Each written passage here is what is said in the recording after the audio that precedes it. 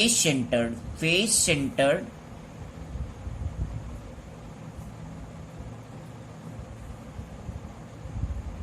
Cubic close packing, ये दोनों ही packing एक जैसे होते हैं।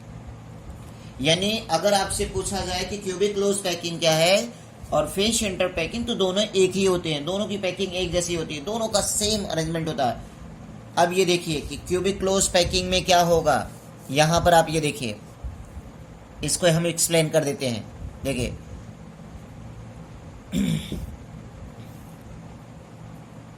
To arrange the spheres,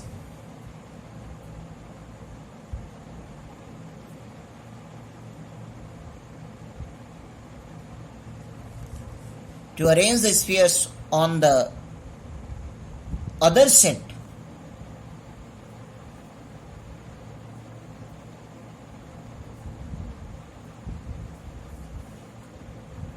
of hollows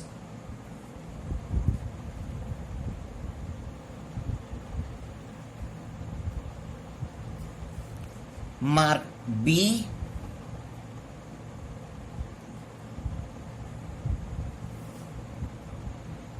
in this way the spheres in the fourth layer, in this way the spheres in the fourth layer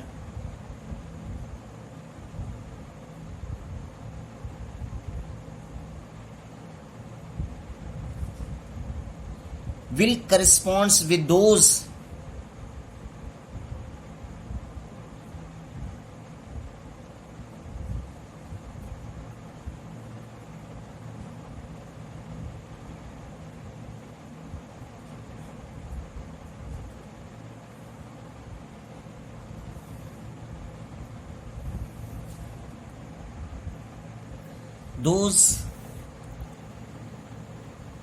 in the first layer।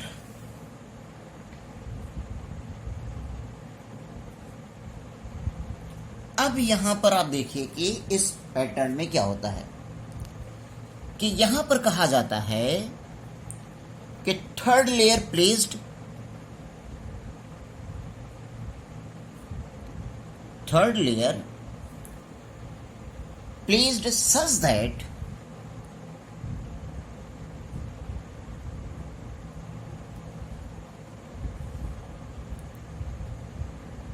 these occupy those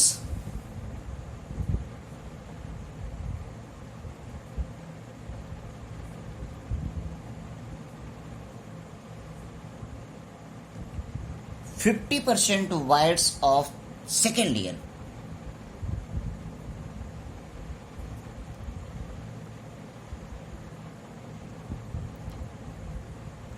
अब यहां पर नया term आपके पास wide आ रहा है, मैं आपको explain अभी करूंगा कि क्या होता है। Second layer under which these are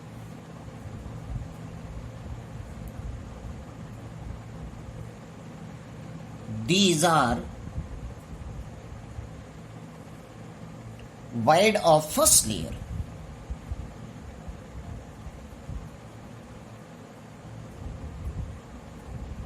अब ये देखिए इसका मतलब क्या हो गया कि ये जो यहां पर पॉइंट होगा कि पहली लेयर के वाइड में दूसरा लेयर और दूसरे लेयर के वाइड में तीसरा लेयर, यानी पहला और दूसरा या तीसरा कोई एक दूसरे के फ्रंट पे नहीं है। इसका मतलब फोर्थ लेयर फ्रंट पे आएगा, फोर्थ लेयर क्या होगा, फ्रंट पे आएगा।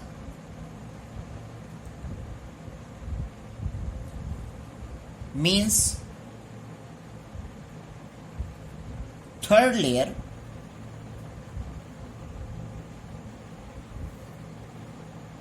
will be different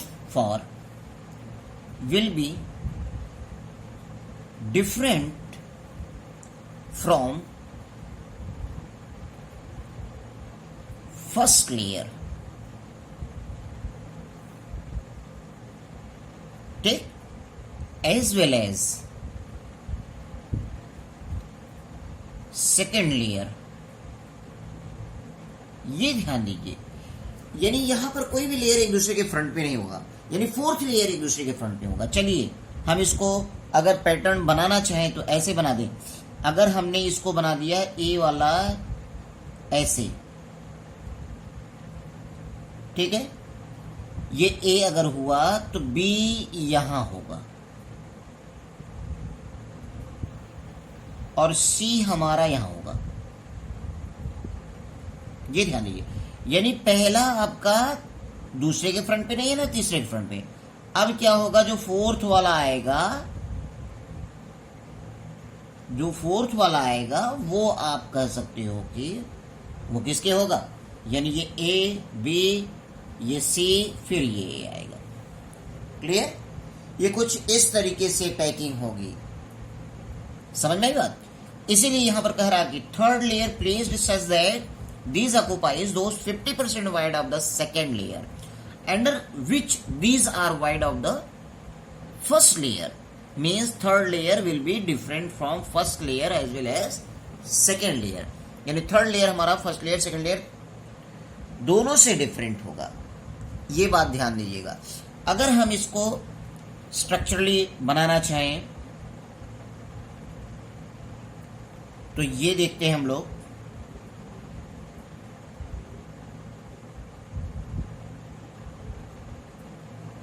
ऐसे। तो यहां पर क्या होगा, एक स्फीयर्स एक स्फीयर्स यहां पर, एक स्फीयर्स यहां पर, एक स्फीयर्स यहां पर। अब ये देखते हैं, एक स्फीयर्स यहां पर, एक स्फीयर्स यहां पर, यहां पर स्फीयर्स, ऐसे यहां पर भी स्फीयर्स होंगे।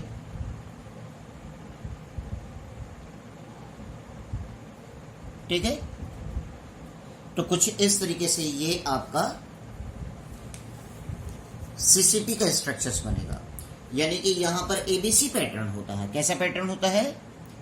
एबीसी एंड सो ऑन, इस टाइप का पैटर्न होगा। यहां पर भी पैकिंग ज्यादा होगा। यहां पर यानी कि इस क्यूबिक क्लोज पैकिंग का आप ये देखोगे कि यहां पर पॉइंट कि पैकिंग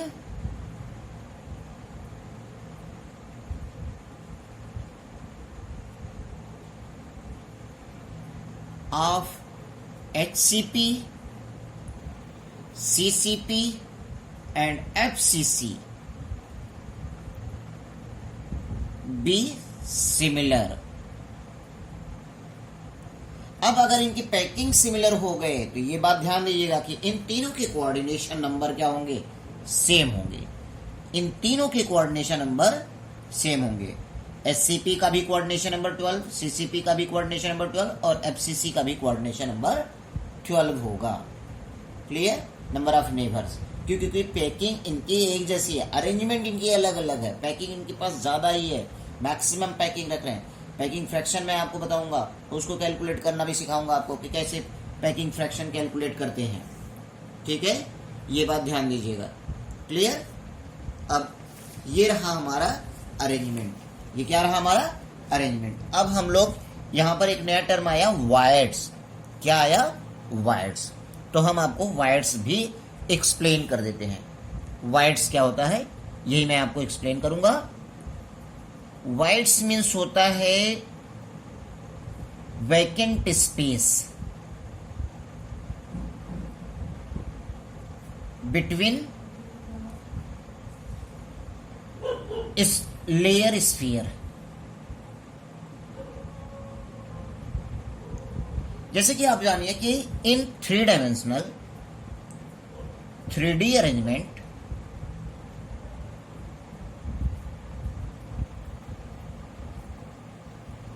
two types of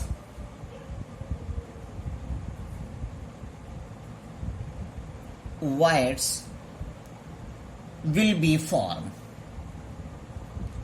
यानी कि 2 टाइप्स ऑफ वायर्स होते हैं वो फॉर्म होते हैं 3D अरेंजमेंट में। कौन कौन होते हैं? एक होता है आपका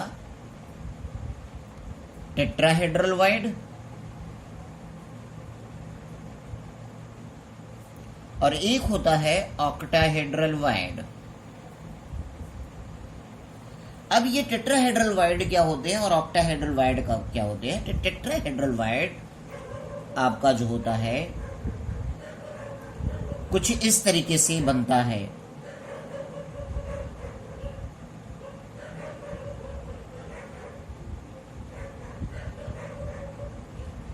एक लेयर के 3 स्फीयर्स और दूसरे लेयर का 1 स्फीयर्स, जो मैं यहां पर आपको ऐसे दिखा रहा हूं।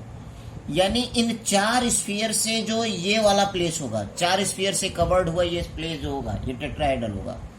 यानी आप ये कह सकते हो कि टेट्राहेड्रल वाइड आप इसको ऐसे बना सकते हो कि वाइड्स यहां हो, स्फीयर से यहां हो आपका, स्फीयर से यहां हो आपका, स्फीयर से यहां हो और स्फीयर से यहां हो।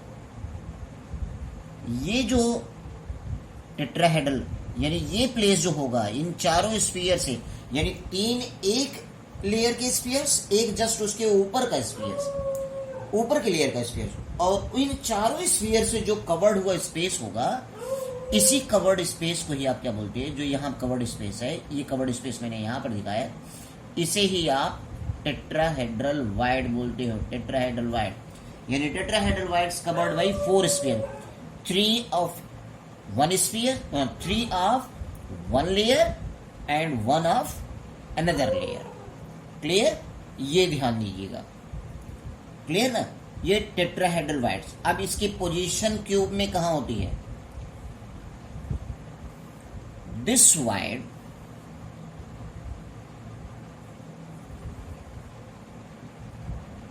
localized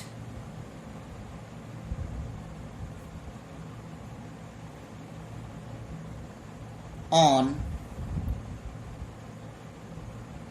the body diagonal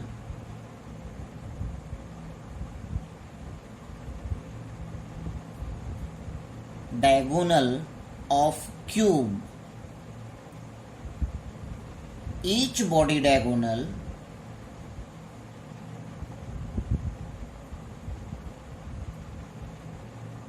having 2 tetrahedral wides. यानी एक बॉडी डायगोनल पे 2 होंगे, ये ध्यान दीजिएगा। क्लियर? दूसरा हमें जानना होगा ऑक्टाहेड्रल वाइड। तो ऑक्टाहेड्रल वाइड आपका